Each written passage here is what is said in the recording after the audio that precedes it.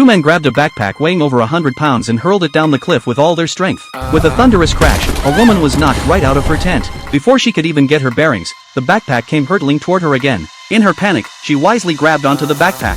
But before she could figure out what was happening, the rope attached to the backpack began retracting rapidly. The man above on the cliff didn't hesitate, he pulled out a knife and cut the rope clean through. In that split second, the woman managed to climb back onto the rocky ledge. Watching the backpack plummet hundreds of feet down the cliff, she knew she had no time to rest. She used every ounce of strength to scale the rock face and carefully hid beneath the tent, not daring to make a sound. However, the mountain valley was freezing cold at night, and the woman soon couldn't bear the bitter wind. She quietly crawled back into the tent, hoping the men on the cliff had already left. But the next second, she suddenly sensed something and her eyes snapped open just as a knife blade came stabbing through the tent wall. The woman frantically dodged the attacks, but the knife kept coming. Soon, in her panic, she was cut on the arm. The man burst into the tent and demanded to know where she had hidden the camera. To save her life, the woman told him the camera was inside the tent. Then, while the man was searching, she pulled out a small knife and fought back, kicking him right out of the tent. The man quickly recovered though. He grabbed her and dragged her out of the tent. At the critical moment, the woman desperately clutched the man's pants to keep from falling off the cliff.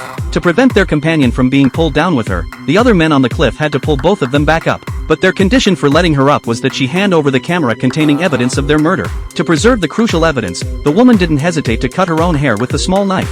As she fell from the cliff, she managed to grab the edge of the tent at the last second. Just as she was about to climb back up into the tent hook suddenly gave way, and the entire tent tumbled down the cliff.